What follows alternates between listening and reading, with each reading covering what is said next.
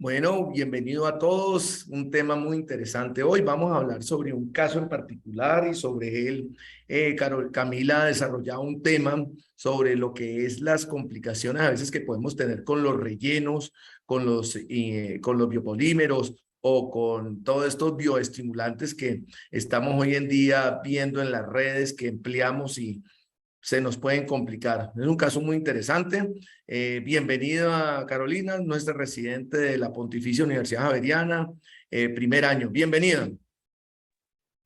Bueno, listo, muchas gracias. Entonces, como decía el doctor, hoy vamos a hablar de los rellenos fillers y vamos a hablar empezando con un caso clínico. Entonces, primero que todo, este es el caso clínico de una paciente femenina de 26 años, que ella es procedente de Gran Caimán. Ella refería como motivo de consulta que quería un segundo concepto porque le habían aplicado algo en la región periocular. La paciente refería que 2 meses previos a la consulta le habían aplicado en los labios y en la zona periocular un producto de nutrición. Ella aportó la foto del producto que se los voy a mostrar más adelante, que se llama Biocomplex Oligoretrovital, y generó a los 8 días de la aplicación un proceso inflamatorio específico que ya les voy a mostrar las fotos.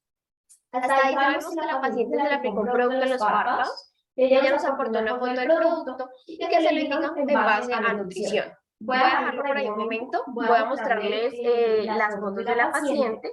Entonces, esta es la paciente, fotos de cortesía del doctor Quintero, del caso mencionado. Entonces, recordar que el producto fue 2 meses previos a esta foto y ella empezó a presentar signos inflamatorios a los 8 días de la aplicación. La paciente, después de que le aplicaran el producto, ella inicialmente consultó a su sitio de origen, que son las islas Gran Caimán, donde le indicaron antibióticos y esteroides orales que ella suspendió a los 7 días. Refirió que su cuadro inflamatorio fue empeorando, ella empezó a notar que le salían pústulas, que le salía una región indurada en la parte inferior de los párpados.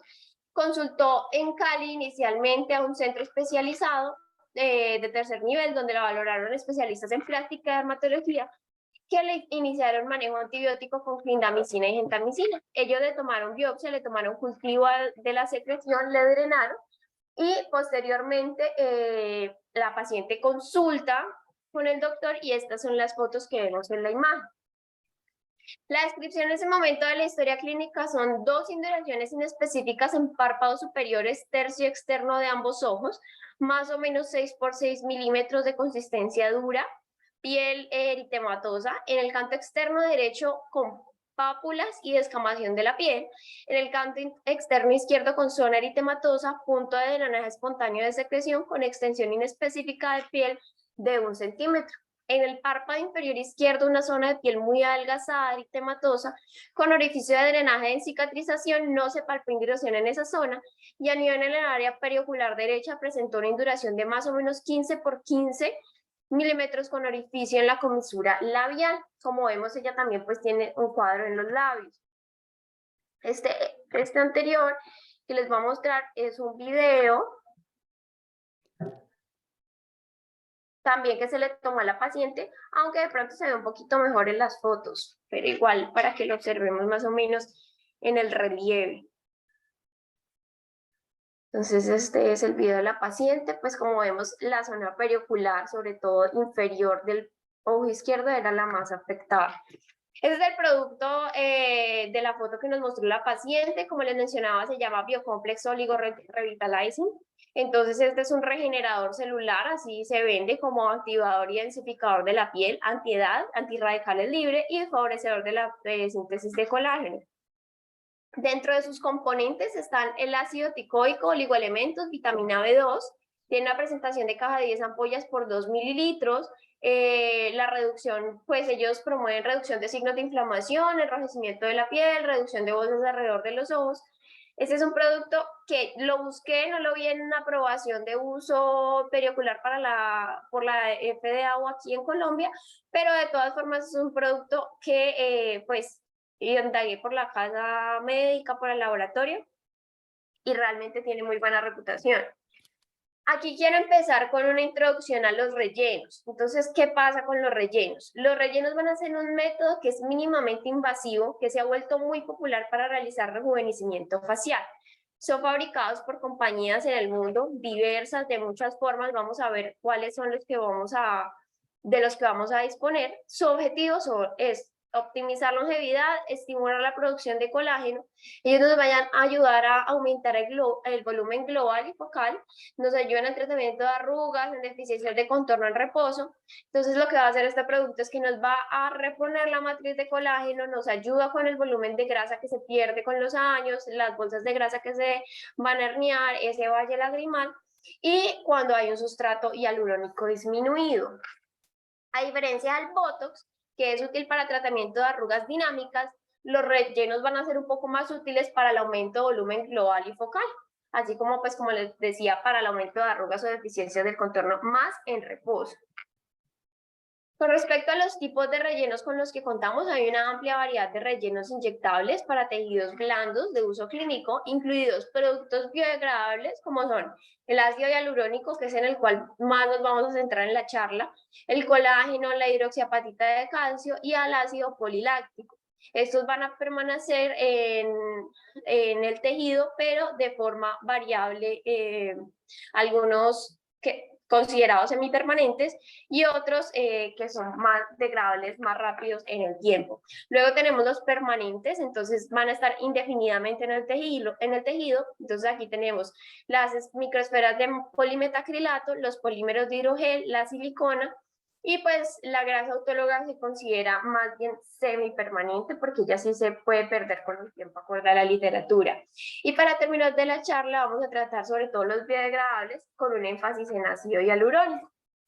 Bueno, este es un esquema que nos habla de cuáles son todos esos sitios potenciales donde nosotros podemos poner los rellenos. Entonces, como se ve en la imagen, lo primero que podemos ver son esas líneas verticales, que son líneas glabelares, donde se forman líneas profundas por la contracción repetitiva de los músculos que nos van a mediar la depresión de la frente, y los rellenos en esta zona nos van a ayudar a suavizar la apariencia de las líneas. Luego tenemos las líneas horizontales de la frente, entonces estas las vamos a ver por elevación repetitiva de la frente a lo largo del tiempo, y la colocación de un relleno en este lugar de tejido blando pues nos va a ayudar a disminuir la apariencia de estas arrugas, sobre todo si los usamos también con tratamientos coadyuvantes como el Botox.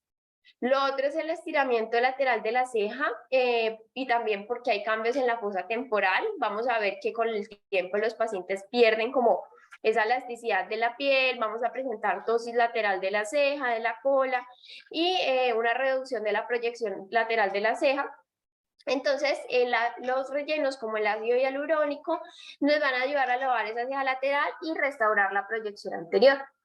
También el desgaste de la fosa temporal, entonces nos va a servir aplicar rellenos para un reemplazo de volumen en tejidos blandos que nos minimice la apariencia de la concavidad que se da por la edad en el área temporal. A gran interés nuestro el pliegue nasoyugal o esa depresión del canal lagrimal por depresiones pronunciadas en el borde del hueso orbital, y la pared nasal debido a la relajación de sus ligamentos suspensorios del ojo y el descenso de la almohadilla grasa malar, donde son muy útiles los rellenos de tejido blando inyectable. También se pueden poner en mejillas, en pliegues nasolabiales, en la región perioral, en labios, en mentón, sobre todo en los pliegues menomentales o en esas líneas de marioneta, y los pliegues horizontales en el mentón pues también son susceptibles de tratamiento. También se pueden usar para aumento de mentón y de mandíbula, pues por ese efecto voluminizador. ¿Qué datos debo conocer yo cuando voy a entrevistar al paciente? Entonces, lo primero es saber qué procedimientos previos o cuál es la historia del paciente que se ha hecho en el rostro o en la zona que vamos a intervenir. ¿Por qué? Porque vamos a ver más adelante que, por ejemplo, hay ciertas cicatrices que nos pueden alterar la anatomía de la cara y nosotros debemos conocerlas para poder saber dónde se van a hacer las inyecciones. Luego tenemos la presencia de trastornos hemorrágicos, inmunosupresión, preguntar al paciente también qué medicamentos está tomando, sobre todo anticoagulantes, si toma aspirina, si toma clopidogrel. Hay pacientes que toman medicamentos naturistas, que son medicamentos que también producen un riesgo mayor de hacer hemorragias, como por ejemplo el ginkgo biloba. y también las alergias, el historial de anafilaxia que tenga el paciente, haciendo énfasis en los componentes de los medicamentos que nosotros vamos a utilizar. Con respecto a las contraindicaciones específicas para el relleno, deben revisarse antes del tratamiento. En general, las contraindicaciones de las que más habla la literatura son infección en el sitio donde voy a inyectar o cerca al sitio donde voy a inyectar, o que haya una alergia ya establecida a los componentes del producto. Nosotros debemos hacer el examen del paciente mientras el paciente está sentado enfrente nuestro, en posición vertical, pedirle al paciente que nos identifique cuáles son las áreas problemáticas, las áreas a tratar. Nosotros también así podemos hacer un esquema de lo que podemos hacer y siempre hablarle con la verdad al paciente, pues decirle, los pacientes a veces tienen expectativas de pronto muy altas, decirles cuáles son las expectativas reales de su cuadro, cuáles son las posibles complicaciones, y con esto voy a entrar al siguiente tema, el consentimiento informado. Entonces, el consentimiento informado, uno, nos sirve para recordar que debemos explicarle muy bien al paciente qué objetivos vamos a cumplir con el tratamiento, cuáles son las posibles complicaciones del tratamiento, y se firma pues para confirmar que el paciente nos haya entendido los posibles efectos adversos y el resultado esperado del tratamiento. Las fotografías digitales son muy recomendadas para tomar antes y después del tratamiento. Nos ayudan tanto para el seguimiento clínico, la documentación de asimetrías previas, de efectos preexistentes, y nos va a ser muy útiles, sobre todo en disputas médico-legales. Con respecto a la disminución de sangrados y hematomas, pues como les decía, vamos a indagar al paciente qué medicamentos toma. Importantes medicamentos que se ve que nos alteran la hemostasia, nos aumenta el riesgo de sangrado, de hematomas.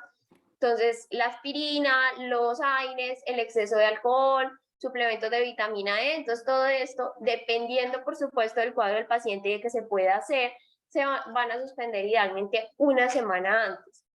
Lo otro es que los pacientes van a tener un riesgo de reactivación del virus de herpes simple. Algunos autores recomiendan que se pueda hacer una terapia antiviral profiláctica. La recomiendan sobre todo cuando las inyecciones se van a hacer en la zona peribucal. Entonces, tenemos que los autores nos recomiendan que podemos usar varaciclovir, 1 gramo el día que se va a aplicar el relleno, dosis única, y después continuar 500 miligramos 2 veces al día durante 10 días. La literatura igual también menciona que se puede utilizar aciclovir o famciclovir. Con respecto a la preparación de la piel, lo primero es que el paciente debe estar completamente desmaquillado. Se va a limpiar el área de la inyección y la piel circundante con un antiséptico. Se puede utilizar alcohol, yodopovidona. Algunos artículos hablan de clorexidina. El problema de la clorexidina es que hablan de que puede generar una lesión corneal inducida pues, por el gluconato de clorexidina, pero que se puede usar. ¿Qué pasa? Que hay un riesgo del cual vamos a hablar y es una de las complicaciones más complejas, y es el riesgo de formación de biopelículas y de las infecciones crónicas. Aquí lo que se recomienda es usar técnicas quirúrgicas estériles, sobre todo en todos esos agentes que les voy a mencionar que son de acción prolongada. Por ejemplo, en los compuestos biodegradables que tienen una acción más corta, se puede utilizar una técnica quirúrgica limpia durante la inyección de rellenos de tejidos blandos, pues en esos compuestos biodegradables, pero en aquellos que se consideran permanentes, se recomienda uso de técnicas quirúrgicas estériles. Con respecto a la anestesia, entonces tenemos varias formas de anestesiar al paciente. Entonces tenemos la anestesia tópica o el bloqueo nervioso local. Podemos utilizar, por ejemplo, cremas de lidocaína. Hay rellenos que ya contienen la lidocaína, les voy a mostrar más adelante algunos de ellos. Se pueden utilizar agujas más pequeñas, realizar una infiltración más lenta, con minimización del número de pinchazos que le hacemos al paciente. Tenemos otras técnicas que nos ayudan con el dolor, que he visto que las aplica bastante el doctor. La primera es el hielo, entonces le pone hielo cerca de la zona de la piel y antes de que se vaya a inyectar. La segunda es la vibración en la piel, porque pues sabemos que son vías que van a llegar primero al cerebro, distraer al paciente y proporcionarle al paciente un entorno relajante. Bueno, aquí les voy a mostrar las técnicas de inyección que reporta la literatura. Entonces tenemos 4 técnicas de inyección.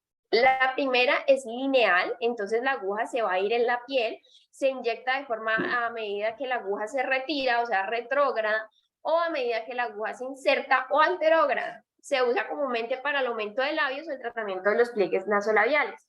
Luego tenemos esas funciones en depósito o en serie. Podemos hacer un bolo en una única punción o podemos hacer una serie de funciones.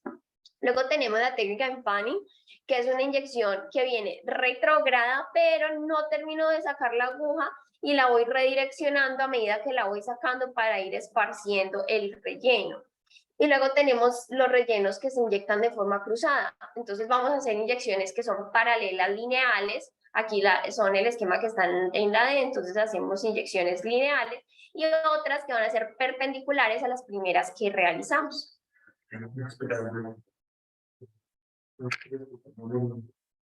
¿Me confirman que estamos viendo la pantalla, por favor? Sí, está todo muy bien. Sí, estamos viendo la pantalla. Sí, Cam.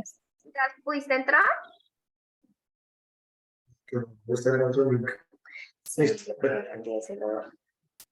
Bueno, voy a continuar entonces. ¿Qué vamos a hacer posterior al procedimiento? Entonces, para reducir primero el riesgo de migración no deseada del relleno, generalmente se indica evitar masajear las áreas inyectadas, que se abstengan de realizar actividades cardiovasculares extenuantes, otras actividades físicas intensas durante al menos 6 horas después del tratamiento y dormir con la cabeza elevada por una noche. Entonces, pues los regímenes normales de cuidado de la piel, todo el cuidado facial de la paciente o el paciente, sus cremas de noche, el maquillaje, se pueden reanudar después de 24 horas de aplicado el producto. Con respecto a los tipos de rellenos o fillers, como les decía, voy a hacer énfasis en el ácido hialurónico, pero quiero hablar de los rellenos biodegradables un poco primero. Entonces tenemos primero la hidroxiapatita de calcio. Entonces este es un relleno también que es temporal. Su nombre comercial es Radies, anteriormente comercializado como Radiance. Va a ser un relleno temporal, pero de más larga duración que los rellenos de ácido hialurónico de colágeno. Algunos autores incluso lo clasifican como relleno semipermanente. Entonces tiene la hidroxiapatita cálcica, es sintética, tiene una composición idéntica al hueso o a los dientes, que es formulada en microesferas que son suspendidas en un gel acuoso de carboximetilcelulosa. Lo que nos van a generar es aumento de volumen, estimula la producción de colágeno y va a tener efecto unos meses más tarde. Entonces, ¿qué podemos encontrar? Que muchas veces los macrófagos intentan degradarlo. Es biocompatible porque pues es un compuesto muy similar a los que tenemos ya en el cuerpo. La duración aproximada calculada es de 1 año, pero hay unos estudios que nos hablan que puede durar hasta 18 meses. Nos sirve para la corrección de arrugas, de pliegues faciales de moderados a severos, como los pliegues nasolabiales, y para la corrección de lipoatrofia facial. Tenemos como opción también el colágeno. El colágeno nosotros lo vamos a encontrar en el 70 al 80% de la dermis. Con la edad vamos a ver que se va perdiendo, se va fragmentando, se transforma en un colágeno nuevo y completo, que es el colágeno tipo 1, a un colágeno que es más fibrótico o tipo 2, que es lo que va a ocurrir normalmente con el envejecimiento. Entonces ahí se van a desarrollar las arrugas y los pliegues. Entonces estos rellenos de colágeno nos ayudan a mejorar esa fragmentación, esas arrugas, esos pliegues. Entonces pueden ser de varios tipos. Está el de origen bovino, el de origen humano y el del origen porcino. Una de las ventajas que vamos a encontrar con este tipo de rellenos frente al ácido hialurónico es que van a ser menos viscosos y pueden resultar sobre todo útiles con esas arrugas o líneas finas, porque pues van a producir con menos frecuencias y irregularidades y se inyectan de forma más superficial. Entonces, para empezar por los bovinos, traigo algunos ejemplos de los nombres comerciales como Sidermos y Plast. Entonces, fue el primer colágeno comercializado. Se ha reportado que con el colágeno bovino, más o menos del 3 al 5% de los pacientes presentan una hipersensibilidad local. Y este colágeno dura aproximadamente de 2 meses hasta 6 meses. Este último pues no debe emplearse en la región glabelar porque se ha descrito casos de necrosis cutánea local por inyección intraarterial del producto, y vamos a ver que la zona glabelar es una de las zonas de mayor riesgo para la inyección o para las complicaciones vasculares. Luego tenemos el colágeno de origen humano. Entonces es un colágeno que se fabrica mediante bioingeniería. a partir de una línea de fibroblastos, tiene una duración aproximadamente de 3 a 7 meses. Tenemos el Cosmoderm, el Cosmoplast, nos ayuda para arrugas o defectos superficiales y profundos. Luego tenemos el colágeno porcino, también es biodegradable, es temporal. La duración del colágeno porcino puede ser de alrededor de 12 meses. Hay comercializados varios productos. El colágeno porcino puede ser más eficaz en el tratamiento de pliegue nasolabial que el colágeno bovino, pero no se ha demostrado una diferencia significativa con el ácido hialurónico con respecto a estos pliegues. Lo que sí es que el colágeno porcino, a diferencia del bovino, tiene muchas menos reacciones de hipersensibilidad. Luego tenemos el ácido poli-L-láctico. Entonces este también es un relleno temporal. Tiene un polímero sintético de naturaleza biocompatible y biodegradable, al igual que los anteriores. El nombre comercial del producto es Sculptra. Pertenece a la categoría de rellenos que ejercen su efecto a través de estimulación de neocolagénesis, entonces igual promueve la producción de colágeno y estimula los fibroblastos para lograr este fin. Entonces se observan volúmenes mayores con el paso del tiempo. Esto es muy importante tenerlo en cuenta. ¿Por qué? Porque se ha visto que a los 3 hasta los 6 meses se sigue observando un aumento en la cantidad de colágeno después de aplicado el producto. Y a medida que pasan los meses, entre los 8 y hasta los 30 meses, se va a empezar a degradar el producto, pero el colágeno tipo 1 sigue aumentando. Entonces vamos a ver que se va a degradar a lo largo de los 9, 24 meses posteriores a la aplicación por una vía no enzimática, pero el colágeno va a permanecer hasta más de 24 meses después. Entonces esto es muy importante para no hacer inyecciones repetitivas con un tiempo tan corto. Luego tenemos la grasa autóloga. Entonces la grasa autóloga subcutánea de la cara se encuentra dividida anatómicamente en compartimentos independientes separados por tabiques fibrosos. Entonces las caras más jóvenes nos van a mostrar que hay una transición más suave entre los compartimentos de grasa subcutáneos. Pero lo que ocurre con el envejecimiento es que van a haber cambios de contorno abruptos entre estas regiones y esto va a hacer que estos compartimentos se pronuncien más y además podemos tener herniación de bolsas de grasa, que también ocurre normalmente con el tiempo. Entonces, el uso de la propia grasa del paciente va a ser un método seguro, natural, pero tenemos el inconveniente con esta técnica, es que tenemos que realizarla en quirófano, tenemos que hacerla bajo sedación con un material muy específico. Lo que se hace es extraer grasa de lugares como abdomen, muslos con una cánula. Esta grasa se centrifuga, se purifica y se va a inyectar con otra cánula en las zonas que debemos tratar. Vamos a ver que dependiendo de cada paciente va a ser el nivel de profundidad y la cantidad de grasa que vamos a utilizar. Y la duración aproximadamente de la grasa autóloga es de 8 meses y puede durar hasta años. Por eso, pues, la duración realmente es muy larga y se considera semipermanente en muchos casos. Luego nos vamos a centrar, como les decía, en el ácido hialurónico. Entonces, el ácido hialurónico es la parte integral de la matriz extracelular natural que la vamos a encontrar en grandes cantidades y sobre todo en tejidos conectivos, en la piel, en el humor vítreo, en el líquido sinovial.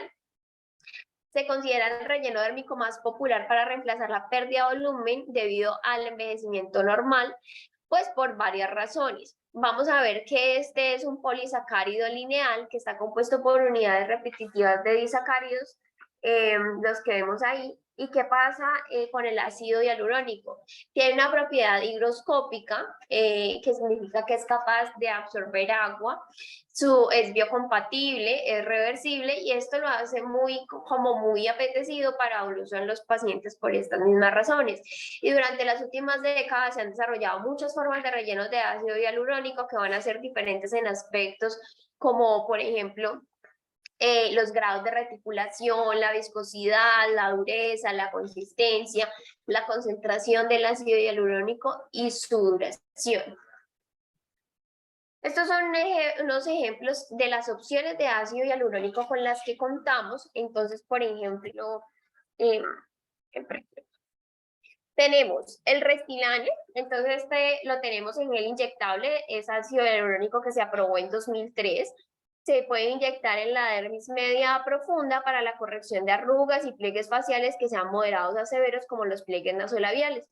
En la primera columna vamos a ver el nombre comercial, en la segunda columna los compuestos, en la tercera el laboratorio que lo saca, en la cuarta el año en el que se aprobó por la FDA, y la quinta es sus usos aprobados. Luego tenemos el Ilaform, también es ácido hialurónico modificado, pero es derivado de una fuente de aves. Entonces este se puede utilizar inyección en la dermis media profunda. Casi vamos a ver que la mayoría de su indicación es inyección de dermis media profunda. Este es para la corrección de arrugas y pliegues faciales moderados a severos, igual que el anterior, como los nasolabiales. Luego tenemos el Captic Gel inyectable, también contiene ácido hialurónico que se indica en la dermis media profunda para corrección de arrugas y pliegues faciales moderados a severos, igual que las anteriores. El Restylane Gel, igual compuesto de ácido hialurónico, también para pliegues faciales moderados a severos. Tenemos el Juvederm, entonces tenemos el Juvederm 24HB, 30 y 30HB. Una conferencia. Entonces, Dime, mejor, ¿cómo estás hoy? Rapidito. Se puede utilizar en la dermis media profunda para la corrección de arrugas y pliegues faciales moderados a severos. Aquí está, la tengo. Bueno, luego tenemos el EVAS, entonces es ácido hialurónico. Estos son los que les comentaba que ya tienen la lidocaína incorporada. Entonces este se puede usar en dermis media profunda para corrección de arrugas y pliegues faciales moderados a severos. También para pliegues faciales moderados a severos, el Restylane, gel inyectable que nos ayuda para el aumento de labios en personas mayores de 21 años, tienen la indicación en la mayoría de componentes. Tenemos el Balanza Velotero, también tejido facial para suavizar arrugas, para suavizar pliegues, sobre todo alrededor de nariz y boca. El Restylane L gel inyectable, este es el que vemos que puede estar indicado para la inyección en la dermis igual media profunda, para la corrección de arrugas y pliegues faciales moderados a graves, los nasolabiales, para el aumento de labios también se puede utilizar en personas mayores de 21 años. Tenemos el Juvederm Volumna, entonces también tiene lidocaína, entonces estos últimos contienen lidocaína, inyección profunda, este específicamente se indica para la inyección profunda, que va a ser o subcutánea o supraperióstica para el aumento de los pómulos, para corregir el déficit de volumen relacionado con la edad de la parte media de la cara, todo en adultos mayores de 21 años. Y tenemos el Seda Restylane, entonces indicado para el aumento de labios, la implantación dérmica, para la corrección de arrugas periorales, todas alrededor de los labios, y en pacientes igual mayores de 21 años. Bueno, entonces estas son unas fotos que son cortesía del doctor Quintero, son algunos de los usos que se les puede dar al ácido hialurónico, son pacientes que tienen muy buenos resultados con ellos. Este es un ejemplo de un antes y un después del surco nasolabial. La paciente realmente, el antes está a la izquierda, después a la derecha, le mejoró bastante el surco porque lo tenía muy pronunciado. Y este es un antes y un después de un perfilamiento de labios. Igual vamos a ver que hay unos productos, como les mostré, que son más apropiados que otros para el perfilamiento de labios, porque todos los productos pues tienen unas propiedades diferentes. ¿Qué complicaciones podemos ver con los rellenos? Entonces nosotros podemos ver que las complicaciones pueden darse por el procedimiento, se pueden dar por el producto o relacionadas con cierta predisposición que tienen los pacientes, aunque la mayoría de veces va a ser una combinación de las tres. ¿Qué complicaciones vamos a ver? Y en esto es lo que yo como que más me quiero centrar ahora. Entonces, lo primero es el hematoma. El hematoma vamos a ver que la mayoría de veces es transitorio. Podemos tener hematoma inmediato, que se va a dar por una punción directa, o el tardío porque hay una distensión externa del producto, hay una tumefacción y eso también nos puede generar hematoma. Vamos a tener más riesgo si el paciente toma anticoagulantes, si el paciente está tomando AINES. Hay pacientes, como les mencionaba, que están tomando ginkgo biloba, tabletas de ajo, árnica, aceite de onagra, y todos estos son medicamentos que nos van a generar un aumento de riesgo de sangrado y aumento de riesgo de hematomas. Entonces aquí había una discusión en los autores entre si era mejor utilizar una cánula o era mejor utilizar una aguja. Entonces lo que recomendaban era que de manera contraria a la intuición, una cánula de mayor calibre como las cánulas de 25 nos van a reducir el riesgo de perforar las paredes de los vasos en comparación con agujas de menor diámetro. Luego tenemos los nódulos de aparición temprana, entonces estos generalmente se van a relacionar con acumulación de relleno en el área donde se inyectó. Particularmente va a ser notable en regiones donde la piel es más delgada, la piel que está como más cercana al hueso.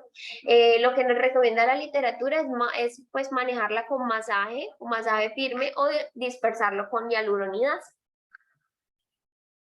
Hay un efecto que es el efecto Tyndall o el de efecto de discromía gris azulada. Entonces, esta es una complicación que es común en el área periocular.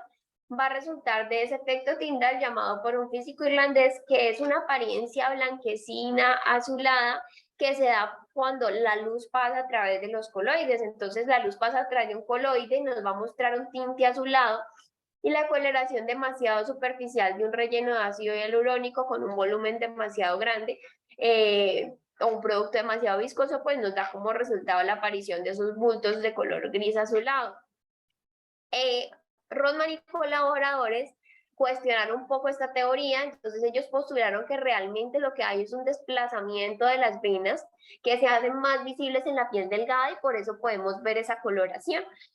Independientemente del mecanismo, este cambio de color gris azulado se puede ver temprano en las primeras semanas o tarde, incluso meses o hasta años después de las inyecciones periorbitales. Se puede manejar si el paciente no le molesta, el mismo paciente lo maneja con maquillaje de cobertura, hay tratamientos cutáneos que nos ayudan a engrosar la dermis o se puede dispersar con hialuronidasa, que es la otra opción si el paciente realmente le molesta bastante. Luego tenemos el edema, es una complicación también realmente frecuente, muy común cuando se realizan inyecciones de relleno dérmico, suele ser relativamente leve y se suele autolimitar. Debemos informar a los pacientes sobre todo este riesgo de edema y hay factores que nos van a hacer que los pacientes sean más propensos a presentarlo. ¿Qué edad tiene el paciente? ¿Cuál es su estilo de vida? Si tiene preexistencia, si tiene un compromiso linfático preexistente. Si los pacientes usan AINES, si los pacientes usan tratamientos hormonales, bloqueadores de canales de cálcio, nos predisponen a tener mayor edema. También hay factores de producto, entonces para el tipo de producto, el área que se trata, el volumen inyectado, nos va también a afectar o aumentar la probabilidad de tener un edema. Y tenemos los factores de tratamiento, porque, por ejemplo, la cantidad de trauma que causemos por el proceso de tratamiento, por la técnica de inyección, por la velocidad de la inyección, pues nos pueden causar una mayor hinchazón. Se ha notificado que aproximadamente el 11% de los pacientes que reciben un relleno en el valle lagrimal pueden presentar un edema malar. Esto se va a presentar más si se aplica un volumen importante o es un producto viscoso que se coloca superficialmente. Entonces es un producto que puede comprimir los ganglios linfáticos, comprometer el drenaje, provocar el edema. Y la probabilidad de edema malar puede reducirse pues limitando el volumen de relleno, seleccionando el relleno adecuado, colocando el material de relleno un poco más profundo. Y hay un estudio retrospectivo que mostró que casi el 25% de los pacientes desarrollaron un edema malar prolongado que dura incluso hasta 5.4 meses después de la inyección de ácido hialurónico en esta región. Vamos a considerarlo agudo si ocurre dentro de las primeras 2 semanas. Lo manejamos de manera expectante, incluso un edema bastante significativo se suele asentar en un tiempo muy corto y en algunas circunstancias pues se prolonga más allá de las 2 semanas, dura varios meses. En estos casos es prudente identificar la causa de la hinchazón y en caso de que sospechemos que sea por el producto, pues el manejo va a ser con hialuronidasa y podemos repetir la inyección del ácido hialurónico a los 15 días. Este, por ejemplo, es unas fotos cortesía del doctor Quintero donde vamos a ver un edema o una hinchazón ahí localizada en el valle lagrimal. Y esta es una queja, pues, que me comentaba también el doctor, que es muy frecuente en los pacientes, entonces hay que ser muy claros en que son complicaciones que pueden suceder. Tenemos también los nódulos de aparición tardía, también se pueden presentar granulomas, más o menos se ha reportado una incidencia de 0.5% de todos los tratamientos con ácido hialurónico y pueden aparecer incluso muchos años después por longevidad de productos. Y vamos a ver que se presentan más que todo en el área periocular. Usualmente estos nódulos de aparición tardía suelen tener un desencadenante infeccioso, un desencadenante sistémico local o, por ejemplo, un trauma local. Luego tenemos los pacientes con reacciones alérgicas. Las reacciones alérgicas a la inyección con ácido hialurónico vamos a ver que realmente son muy raras, porque pues el ácido hialurónico es un constituyente natural de la piel. Usualmente son alergias que se dan por proteínas residuales cuando se realiza el proceso de fabricación, que nos van a generar reacciones de hipersensibilidad inmediatas o tipo 1 o ya más tardías tipo 4. Entonces se producen reacciones inmediatas por la liberación de histamina en respuesta a la exposición a antígenos. Entonces esa histamina nos aumenta la permeabilidad vascular, nos causa edema, eritema, dolor y picazón a los pocos minutos de la inyección por la liberación de esos gránulos. El tratamiento va a depender de la gravedad de la reacción. Vamos a ver que muchas reacciones de hipersensibilidad son leves, se resuelven espontáneamente en horas o días, lo podemos tratar con antihistamínicos. Si son reacciones un poco más severas, podemos utilizar esteroides orales. Y luego tenemos las reacciones alérgicas que son más tardías. Entonces vamos a verlas 1 a 3 días después de la aplicación. El mecanismo ya es diferente, no es por mastocitos, es mediado por células T en respuesta a un antígeno. Entonces son pacientes que van a empezar a presentar eritema, edema, induración, también prurito. Igual, es una alergia que suele resolver sin secuelas. Lo que se recomienda aquí es aplicar esteroides orales. En algunos casos ayudarse con hialuronidasa. Y en estos casos, como el mecanismo es diferente de la alergia, estos son casos que no suelen mejorar con antihistamínicos. Vamos a entrar entonces a lo que creemos o lo que consideramos, que ya vamos a ver por qué fue lo que le sucedió a la paciente. Entonces, las infecciones son complicaciones realmente poco comunes, sobre todo cuando se coloca ácido hialurónico. Las infecciones, vamos a ver que la mayoría van a ser por violación de barrera protectora de la piel cuando se inyecta el producto o posterior al tratamiento. Las infecciones, la mayoría las vamos a ver usualmente en las primeras 2 semanas. Vamos a ver que se forma una inflamación o un absceso en el sitio de inyección y 3 a 14 días tras la inyección pueden presentarse múltiples nódulos eritematosos en respuesta a la infección. Podemos tener signos o síntomas sistémicos, como por ejemplo el paciente puede decir que también llegó con fiebre, con escalofríos. Si le tomamos un cuadro hemático vamos a ver leucocitosis, son pacientes que sienten cansancio, fatiga. Y la mayoría de las infecciones se van a dar por flora comensal de la piel, por estafilococos y por estreptococos. Hay algunas ocasiones en las que van a ser procesos virales o procesos fúngicos.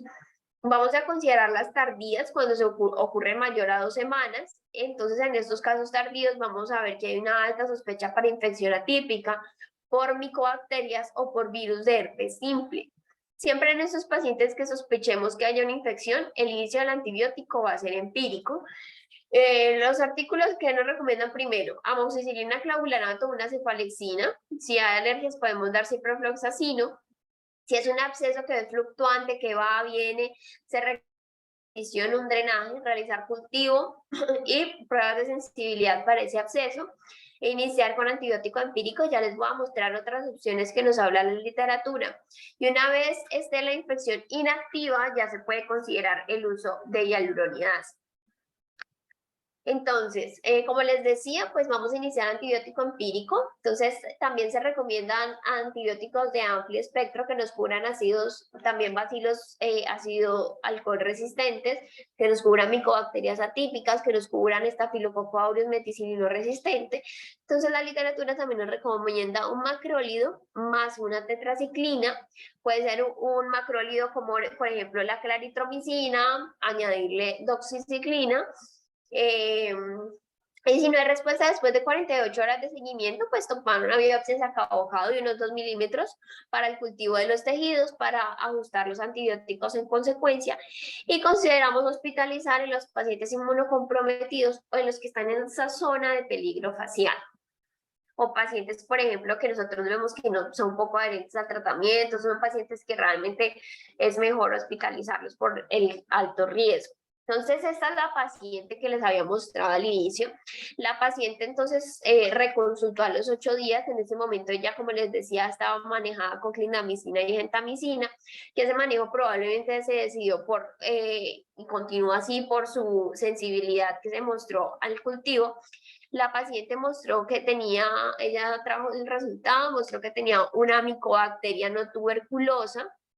Entonces, ella nos expresó que sus lesiones empezaron a tener un drenaje espontáneo, que empezó a reducir como las mismas, que empezó a reducir el proceso inflamatorio. Y como vemos en las fotos, realmente sí redujo bastante, sobre todo como se notaba una zona tan indurada en el área periocular izquierda, en la zona inferior. Es una lesión que ya se ve, todavía estaba indurada, pero estaba mucho menos eritematosa en piel. La lesión que estaba en el labio, que probablemente era un nódulo de reacción tardía que se presenta en estos pacientes, también había reducido mucho de tamaño. Acá les voy a mostrar un video de la paciente. Entonces, esto es una paciente igual que llegó a los 8 días, ahí nos está diciendo que llegó a los 8 días.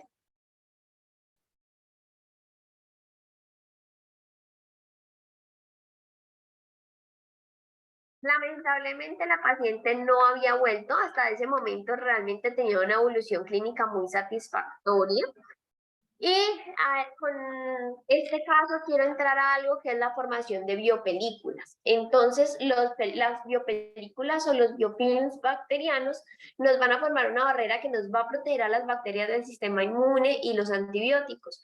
Nosotros vimos que en esta paciente ya empezó a presentar ese cuadro infeccioso a los 8 días. Ahí de pronto uno puede pensar, sí, es más agudo, pero en este caso era una micobacteria que se suele presentar más en infecciones crónicas. Muy probablemente en este caso, lo que hablábamos con el doctor es que se dio por una inoculación directa.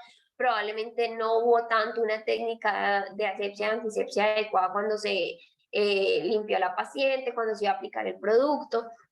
¿Qué pasa cuando se forman biopelículas? Van a ser la principal causa de infección asociada a los dispositivos médicos e implantes. Nosotros tenemos que los rellenos de ácido hialurónico realmente son un material extraño que se inyecta en el cuerpo y por eso nosotros debemos considerarlo como un dispositivo médico. Entonces, dentro de las posibles fuentes de infección o formación de biopelículas tenemos la contaminación del entorno, la aguja que vamos a usar y la flora local de la piel del paciente. Por eso es que decíamos que las complicaciones se pueden dar por todas estas causas. Por eso es muy importante la adherencia a la técnica séptica. Entonces, esta formación de biopelículas nos van a causar los granulomas, nódulos, abscesos, infecciones que se vuelven recurrentes con el tiempo. Y usualmente si se hace cultivo en estos nódulos, los cultivos suelen salir negativos. Son pacientes que tienen difícil manejo. Lo que recomienda igual la literatura es que se les puede dar ciprofloxacino más claritromicina en tratamientos prolongados, 4 a 6 semanas, si el paciente no está respondiendo al tratamiento inicial. Luego tenemos como complicación la necrosis en piel, que es una complicación realmente rara. Las complicaciones isquémicas en los rellenos de ácido hialurónico se reportan alrededor del 0.3% de los pacientes. La mejor forma de prevenirlas es mediante el conocimiento de la anatomía vascular facial y tener una técnica muy meticulosa. Entonces vamos a ver que la necrosis la vamos a generar por una obstrucción arterial o venosa y los mecanismos de interrupción vascular pueden ser porque lo inyectemos accidentalmente en la arteria o en la vena o porque se haga una compresión externa del vaso por el relleno o un traumatismo directo en la piel del vaso. Vamos a ver que cuando estamos inyectando el ácido hialurónico o el relleno, pues el paciente nos va a expresar un dolor severo, prolongado, vamos a ver que hay una palidez en la piel, luego va a presentar el paciente un patrón en lívido, que es como ese patrón como en telaraña, que se ve como color un poco más morado, luego va a empezar el paciente a presentar una decoloración azul ahí en el sitio de la aplicación y podemos ver ya después la necrosis y pequeñas ampollas blancas. Con respecto a la necrosis de la piel, en algunos casos se ha reportado que puede presentarse hasta 36 horas después, pero esa tardía suele darse más en la necrosis que se da de origen venoso, porque en la necrosis que se da de tipo arterial, los síntomas van a ser inmediatos. ¿Cómo tratamos a estos pacientes? Vamos a realizar un masaje en el área, intentar dispersar el producto, se les aplica hialuronidasa, se puede colocar calor local, compresas calientes, 20 minutos, descansa 20 minutos otra vez. Hay otros autores que nos recomiendan que a los pacientes se les puede dar aspirina, hay nitroglicerina tópica, se puede aplicar o se puede poner oxígeno hiperbárico o también se puede inyectar prostaglandina E1, pero pues el pilar del tratamiento de sus pacientes va a ser la hialuronidasa. Tenemos los pacientes que también como complicación vascular vamos a tener la pérdida de la visión. Son las complicaciones, las vasculares son las complicaciones más graves que vamos a encontrar. ¿Qué pasa? A veces se inyecta el relleno rápido, entonces va a encontrar una menor resistencia a través del flujo retrógrado en los vasos proximales, el relleno va a pasar, va a ir hacia los vasos distantes del sitio de inyección, como por ejemplo la arteria oftálmica, y nos va a producir esa oclusión vascular y esa pérdida de la visión. Aunque sí se han reportado casos de accidentes cerebrovasculares porque pues se nos va un émbolo a alguna arteria del sistema vascular cerebral. Esos son casos contados, realmente la literatura dice que son extremadamente raros. La pérdida de la visión, aunque es más común que los accidentes cerebrovasculares, realmente menciona que es poco común y que se ha dado más cuando los rellenos son de grasa autóloga. Entonces, vamos a ver que el ácido hialurónico pues es más pequeño que la grasa, puede causar obstrucción, pero suele ser de ramas distales más pequeñas precisamente por su tamaño. Entonces, como vamos a ver en la imagen, la arteria carótida externa nos va a suministrar sangre a la mayor parte de la cara, a excepción del ojo, la parte superior de la nariz y el centro de la frente, que son irrigados por la arteria carótida interna. Y la arteria oftálmica va a poseer muchas ramas que se van a proyectar hacia áreas afuera del área ocular, sobre la nariz y la frente. Estas ramas que se anastomosan con otras arterias de la cara nos va a explicar por qué las inyecciones intravasculares en sitios distantes del ojo aún pueden provocar pérdida de la visión. Los sitios de inyección con los que mayor riesgo tenemos de complicaciones vasculares son la glabela, la región nasal, el pliegue nasolabial y la frente. Y los pacientes, cuando estamos aplicando la inyección, nos pueden mencionar de inmediato que presentan un defecto en el campo visual y un dolor ocular intenso, precisamente porque hay una obstrucción que puede ser, como les mencionaba, de la arteria oftálmica. Entonces, ¿cuáles son esos factores de riesgo para complicaciones vasculares? Uno, el sitio de inyección, si es profunda o en proximidad a la arteria facial o arteria angular, si se pone, como les decía, en el pliegue nasolabial, nariz o en glabela, porque pues son sitios muy ricos en anastomosis con la arteria carótida interna. Con respecto a los volúmenes de relleno, hay más riesgo si se aplican altas cantidades y se aplican a alta presión, porque realmente pues ingresan más fácil al sistema vascular y no hay una resistencia. Y con respecto a los tipos de rellenos, se presenta más con los rellenos permanentes, son situaciones muy difíciles de manejar en los rellenos permanentes. También con el calibre de la aguja se recomienda en ocasiones un calibre pequeño, aunque mencionaba la literatura que con las cánulas se puede generar menos traumatismo directo en el vaso. Con respecto a la cicatrización, como les explicaba antes, las cicatrices en pacientes que han tenido accidentes, se han aplicado productos previamente, nos pueden modificar el patrón vascular local y esa modificación pues nos puede alterar la anatomía, por eso es muy importante conocer qué procedimiento se ha hecho en lo del paciente previamente.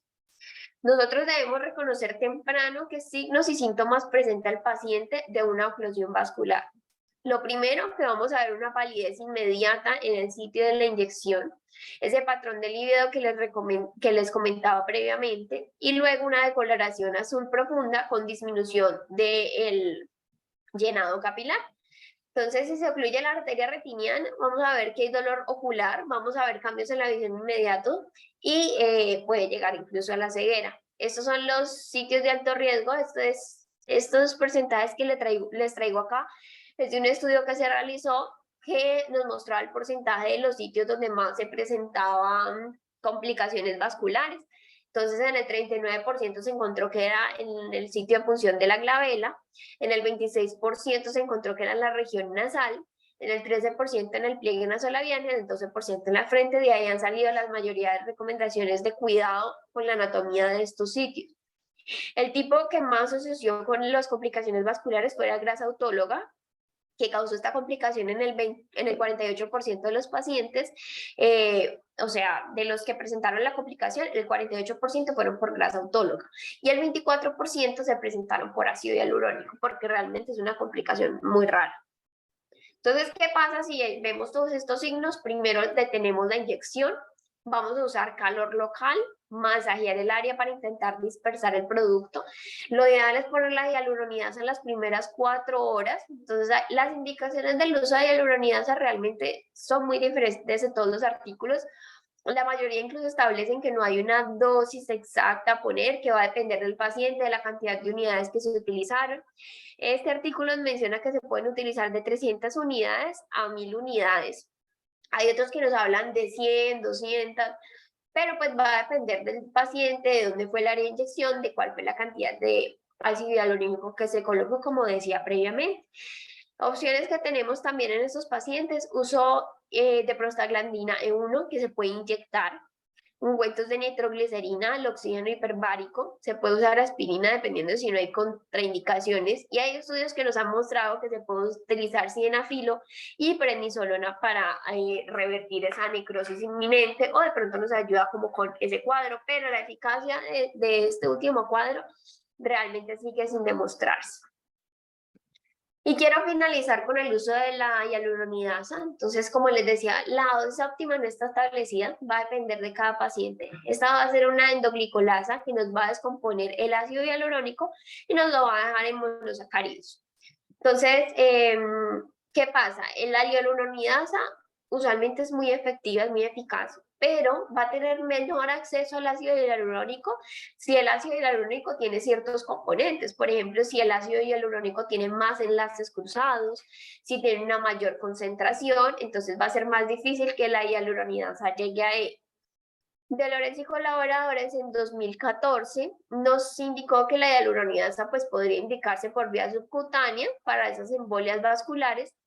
Y con respecto a la cantidad, Lee y colaboradores nos recomendaron inyectar más o menos 100 unidades internacionales, que puede ser más en cada lugar para obtener un efecto claro, pero lo que ellos nos decían es: no se limite en caso de usar hialuronidasa, porque realmente el efecto adverso que va a tener va a ser mucho peor a que si se excede un poco más en la dosis de hialuronidasa, y que eso se va a individualizar en cada paciente.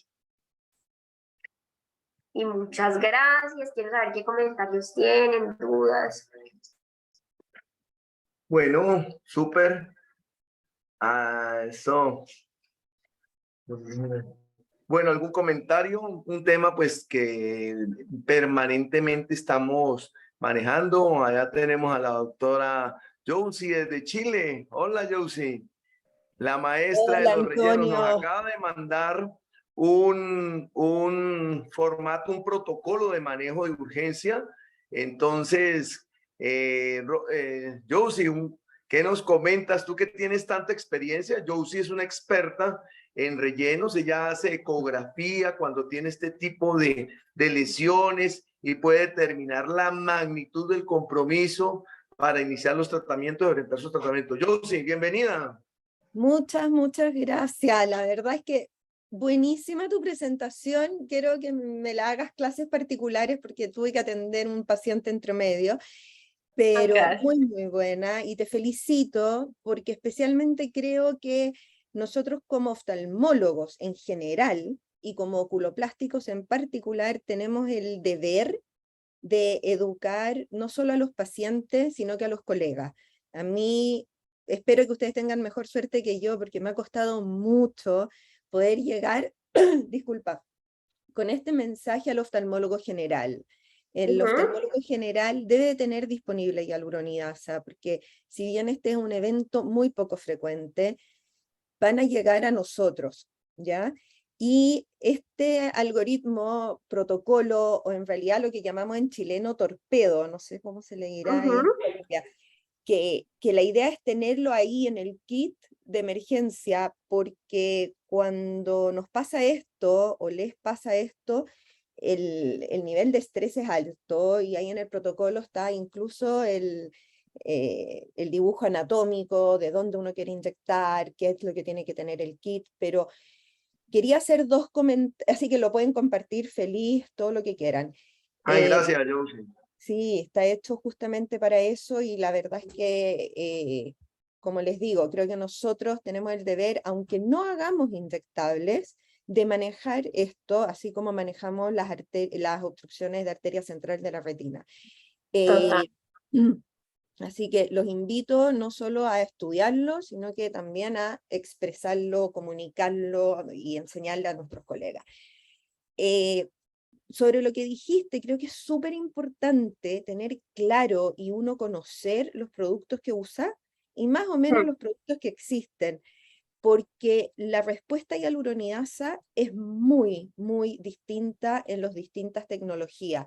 Entonces, a mí me pasa que deshago harto ácido hialurónico y no es lo mismo deshacer un ácido hialurónico recién inyectado hace poco, que está con un nódulo, que tiene un biofilm, o que lleva muchos años en combinación con otros hialurónicos u otras sustancias de relleno.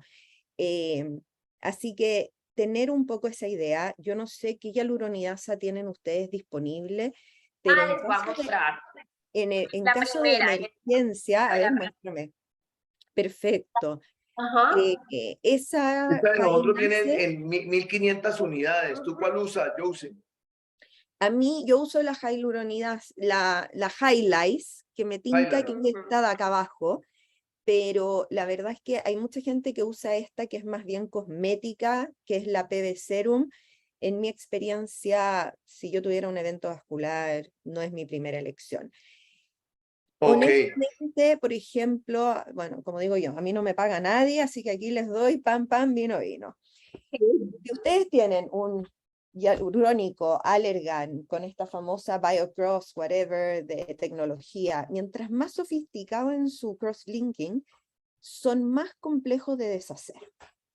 Por eso yo les recomiendo a todos que tomen pequeñas muestritas de cada uno de los hialurónicos, pónganla en un Petri y pónganle hialuronidasa para que ustedes vean cómo queda, ¿vale? Ah, bueno. Bueno, sí. Voy a hacerla. ¿Ya?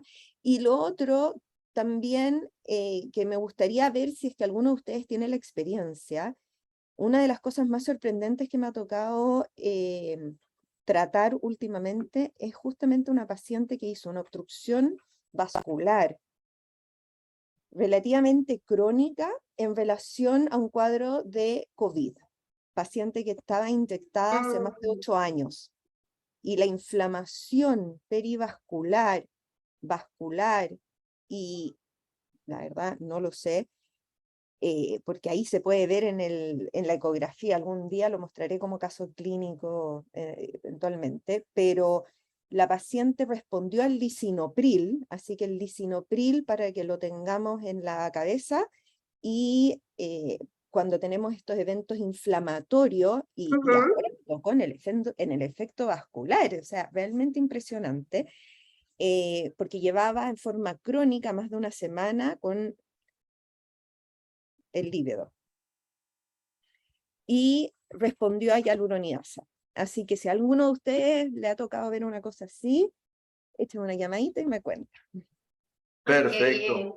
Gracias. Una pregunta, Josie. Cuando nos lleguen estos pacientes y nosotros, pues yo no tengo tu experiencia haciendo la ecografía, tengo ecógrafo en la clínica, ¿cómo podemos ir dando los primeros pasos? Yo tengo los residentes al lado que pueden ir aprendiendo lo que nos han mostrado en las charlas, el color ese que tienes, todo eso que muestras cuando nos das las charlas. ¿Cómo podemos dar los primeros pinitos para empezar a incorporar estos equipos que los tenemos y los usamos para otras cosas, pero no los usamos para estas complicaciones? Mira, yo creo que en la complicación misma no es la herramienta clave ni la herramienta inicial. O sea, yo no perdería tiempo en tratar de hacer la ecografía. Uno sabe dónde están las ramas vasculares, uno ve los vasos. En mi experiencia, al par de horas se ingurgitan y uno puede incluso realizar la inyección intravascular, ¿vale? Cualquiera de ustedes es totalmente suficientemente diestro para hacer eso, ¿ya? En cuanto a la ecografía, para mí es de los juguetes más entretenidos que tengo. Todo lo que me gustaría ver, le pongo ecografía y le hago seguimiento, independiente si es vascular o no. Yo partiría, Antonio, haciendo mapeo vascular entre ustedes mismos. Acá va la facial, mira, soy capaz de seguirla, identificando los distintos tejidos. Luego, oh, mira, inyecté ácido hialurónico en el elevador del párpado. Oh, mira, lo inyecté en el tear trough. vayan con el ecógrafo y vean dónde quedó. Bueno. Y también te sirve para la retroalimentación de qué tan seguro te sientes tú en tu técnica. Si yo voy y le digo, y voy y mentalmente digo, voy a inyectar aquí, en este plano, y este es mi objetivo, y quiero hacerlo en tal, no sé, en el canto, justo abajo del canto, y fíjate que puse abajo del canto, en el canto mismo, adentro del canto, abajo, y voy con el ecógrafo y lo pongo, sí, lo estoy haciendo bien. ¿Me entiendes o no? Entonces, aprendes a ver las distintas sustancias, aprendes a ver la anatomía y tienes este feedback que de verdad encuentro que es maravilloso. Es prácticamente como que uno estuviera viendo cortes histológicos o disecciones anatómicas, pero en vivo. Y ese aprendizaje para mí ha sido realmente, bueno, llevo hartos años haciendo esto y ahora con mi ecógrafo portátil, la verdad es que el que se dedica a esto y le toca ver muchas complicaciones, hay muchos colegas que no aceptan complicaciones. Yo los encuentro un desafío, lo encuentro interesante, creo que nosotros como subespecialistas tenemos un poco como el deber, o no sé, lo podemos discutir, no sé qué opinas tú, Antonio, pero creo que si tenemos las capacidades y los conocimientos, he aprendido que somos bastante más capaces de resolver este tipo de cosas. Y lo otro es que las complicaciones perioculares son por lejos las más frecuentes. Los ojos no perdonan, o la zona periocular no perdona. Así que, no sé, por ahí vi a Tania también, que yo sé que Tania por ahí le ha andaba. tocado Sí. hacer algo de esto y le han llegado, uy, se me fue la Tania. Tania, no, está la doctora Ingrid Salazar de Barranquilla, la doctora Amparo Mora Hola, Ingrid. y la doctora Guzmán en Bogotá también. Julián en Valledupar, todos oculoplásticos. Julián Afanador de Barranquilla, que está en el fellow terminando. Rosmarie Urbano, que es médica estética en el centro, que tiene mucha experiencia también con rellenos. Está el doctor Carlos Ríos, que es el experto en Cali y en Colombia y en Latinoamérica sobre complicaciones de biopolímeros. Carlos, ¿estás por ahí? Hola, por acá estoy. Carlos, bienvenido. Estás con Josie, también conectada desde Chile. Josie tiene unos trabajos divinos sobre ecografía. Ella hace estudios y nos muestra siempre que vamos a los congresos unos estudios maravillosos para ver cuando hay estas complicaciones, pues todas las maravillas que nos puede ayudar también la ecografía para el seguimiento. Carlos, sigue. Súper. El único inconveniente que veo cuando son biopolímeros es que eso produce sombra acústica y no te permite ver la ecografía. La ecografía se vuelve insuficiente en este tipo de casos, ¿no? Cuando son los tipos rellenos, está fresquita la cosa, nos ayuda mucho y me entusiasma muchísimo a empezar a usar el ecógrafo en pacientes con relleno, a jugar para aprender. Yo soy speaker de Allergan, tengo pues cierta experiencia con rellenos y yo soy pues aficionado al hialurónico y lo utilizo exclusivamente, no utilizo ningún otro material de relleno, porque ya la doctora nos explicó muy bien que nosotros podemos revertir ciertas situaciones que son complicaciones a veces catastróficas por embolia cutis medicamentosa o síndrome de frental Nicolado, ¿no? Se llama eso, y solamente hialuronidasa. Entonces, solamente inyecto ácido hialurónico y me encantó lo de la ecografía. Voy a buscar a la doctora ahí para leer un poco.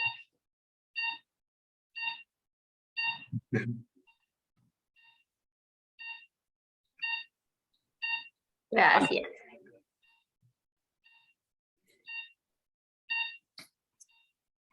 Muchas gracias, doctor. Estoy mute. Yo, si nos estaba mostrando algo que tenías en la mano, hialuronidasas. Sí, les estaba mostrando, perdón, pensé que hablaba. Muchas gracias, tenéis tremendos expertos ahí, me haces a mí hablar, pero era por mostrarles en el refrigerador al lado mío la cantidad de hialuronidasa que tengo. Ok, buen consejo. Con Carlos estamos manejando ahora un paciente. Carlos, ¿has vuelto a ver la paciente? No, se apartó, pero pues muy seguramente una micobacteria y el daño de ella es extenso en lugares donde las resecciones en bloque le van a dejar cierto tipo de parálisis facial y estas cosas. Es muy, muy, muy complicado.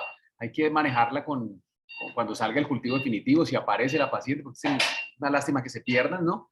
Y hay que manejarla y después hacer las reconstrucciones, pero son pacientes jóvenes, bonitas, que buscaban un tratamiento para estar más bellas y van a quedar con secuelas cicatriciales y algunas deformidades importantes en su rostro. Entonces es algo muy, muy, muy complicado, ¿no?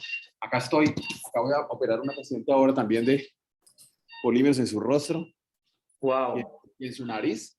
Y entonces, pues, sí, ellas tienen que enfrentar esto como si fuera una cirugía para tratamiento de cáncer, ¿no? Ellas van a quedar con secuelas, queda muy claro, los consentimientos son muy claros, ellas van a quedar con secuelas en su rostro.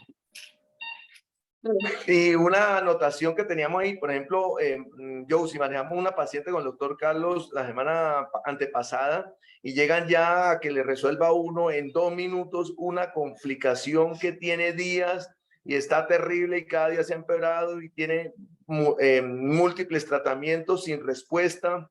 Entonces, de ahí nació la idea de volver a presentar este tema.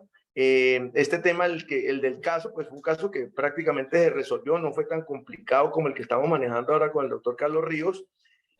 Pensamos que es una contaminación o una... Carlos está pensando más en una micobacteria, ¿no? Sí, Carlos. correcto. Sí, pero Josie, es todo el compromiso. Esto tiene una extensión inferior, esto es un edema gigante que tiene la paciente y pues no lo hemos vuelto a ver, no sé si va a volver. Una pregunta tenía yo para ustedes que tienen tanta experiencia. ¿En qué momento, después de hacer todos los tratamientos que hablamos con Camila, de antibióticos y todo eso, con el infectólogo al lado, resolvemos entrar a hacer la biopsia? Pronto, esperamos un poquito, le damos espera, si hay respuesta, esperamos, si no hay respuesta, entramos. ¿Cómo sería el tiempo para hacer el abordaje quirúrgico? Yo. Sí, Carlos. Sí, entonces la idea es intentar enfriar un poco el proceso. Esto puede llevar de 1 a 3 semanas y cuando ya veamos que hay algún tipo de respuesta y dependiendo de cómo están los tejidos en ese momento, entrar a hacer un lavado y porque hay que disminuir la carga bacteriana o pues del microorganismo que haya ahí, ¿no? Retirar tejidos que ya están necróticos y desvitalizados. Eso hay que hacer un barrido enorme precozmente, ¿no? Porque cuando el paciente consultó ya tiene pues mucho daño. Es el rostro, evitar que la lesión continúe, limitar un poco con el antibiótico, pero entrar precozmente. Sí, totalmente de acuerdo, especialmente en las lesiones que son con componente inflamatorio. La verdad es que a mí me impresiona el tema de la asociación con COVID. Ahora con la tercera, cuarta, quinta vacuna que tenemos acá, la cosa ha aprendido mucho. Y estoy totalmente de acuerdo contigo que tiene que ser muy precoz porque si no, la reacción inflamatoria es mucho más difícil de resolver. El biofilm, la gran mayoría de las veces, cuando es hialurónico, se va con la hialuronidasa, pero hay que ponerla donde hay hialurónico, incluso cuando no se ve en la ecografía, porque quedan las micropartículas o las partículas parcialmente digeridas. Así que, pero son casos súper difíciles, súper frustrantes, los pacientes lo pasan mal, para uno es una cantidad de tiempo tremenda, pero me encanta que últimamente he estado haciendo cirugía y tengo una pregunta. Me ha tocado sacar varios, no sé, nódulos, lesiones que yo también creo que son biofilm. Fíjate que la gran mayoría, lo que me sale en la biopsia es, o sea, cualquier cosa. Y en los cultivos, obviamente con estas bacterias lentas, nada tampoco. Entonces, efectivamente responden muy bien, pero yo siempre me quedo con la duda si hice la cantidad de hialuronidasa, ¿cómo se dice? De 5-FU, de triamcinolona, que si eso fue suficiente o debía haber insistido más. Porque como son cirugías que de verdad dejan secuela, a veces es muy difícil. Esto es caso a caso y experiencia. Pues, doctora, cuando uno tiene un martillo en la mano, todo se vuelve puntilla. todo se vuelve clavo. Yo soy cirujano, yo corto y quito el pedazo, ¿no? Es básicamente lo que hacemos. Pero la experiencia es que el daño avanza, entonces nosotros tenemos que ser agresivos. El problema es que pues uno en los senos, en los glúteos puede ser agresivo, en el rostro es muy complicado. Y una parálisis facial no se la perdona a uno nadie y el riesgo está allí porque es en bloque. Entonces, Claro. pues esto necesita mucho más conocimiento, publicaciones en las que podamos respaldar lo que hacemos y no hay, ¿no? Hay experiencia, pero no hay evidencia. Entonces, pues bueno, seguimos haciendo hasta que podamos publicar algo. Absolutamente, pero qué bueno saber que te tenemos a ti para hacerte algunas preguntas. Sí. Gracias. Sí. Te Un mando el gustazo. contacto del doctor Ríos. Súper. Josie. Es que yo creo que Bueno, poniéndonos Carlos, todos de gracias por acuerdo, podemos manejar acompañarnos. mejor los pacientes. Gracias, Doc. Estaremos en contacto. Los dejo. Voy a operar. Besos, abrazos para Bueno, todos. a Chao, chao. trabajar. Gracias. Josie, qué gusto haberte visto. Un tremendo Ay, honor, los extraño mucho, los quiero a todos en Colombia, así que nos vemos pronto. También me voy corriendo a ver a una paciente que me está esperando. Bueno, Gracias. Hay Ingrid, una Julián, Ana María, muchísimas gracias. petición. Gracias a todos mis residentes por acompañarnos. Un tema muy Hay interesante. Amparito, una qué rico que petición, estés por con favor. nosotros. Si nos mandas contactos para la hialuronidasa, para tenerla, como dice la doctora Joyce, porque es indispensable tenerla. Porque mientras uno la pide, si tiene una complicación de estas, por favor, si nos mandan contactos para Sí, tenerla. bueno, Y perfecto. Otro comentario de la clorhexidina, sí hay evidencia de que produce queratitis, hay publicaciones, entonces yo preferiría en cabeza y cuello no usarla, porque Sí. eso está reportado en un review, en el último que vi, dicen que lo más aconsejable es no usar clorhexidina en cabeza y cuello por complicaciones en la córnea y en el oído. Puede salpicar y uno no se da cuenta, entonces mejor clorhexidina no. Recientemente vi un abogado que amenazó con demandar de una cirugía de otorrino. Es decir, me han llamado en numerosas ocasiones, nos llaman a los oftalmólogos para valorar pacientes después de cirugías de otorrino, de cabeza y cuello con molestias oculares y son queratitis y usaron clorhexidina en el procedimiento, así sea de cuello, de tiroides. Entonces, mejor no usar clorhexidina como antiséptico, diría yo, porque ya la literatura ya da evidencia de la asociación con queratitis. Entonces, mejor no usar clorhexidina. Y otra anotación en cuanto a que Camila decía que no masajear la zona, pero yo sí he visto que a veces cuando se le va a uno un poquito la mano e inicialmente queda una prominencia, sí se puede masajear un poquito porque estos materiales son maleables y se pueden diseminar. Eso era lo que yo quería comentar y muchas gracias por refrescarnos, actualizarnos, etcétera. Entonces, por favor, no olviden los contactos para la hialuronidasa, para tenerla ahí porque es que eso es básico. Muchas gracias. Feliz Gracias Claro, a ustedes, Amparito. doctora. Bueno, para todos, una feliz semana. Gracias. Aprovechar la semana. Bye, bye. Chao. Gracias. Gracias.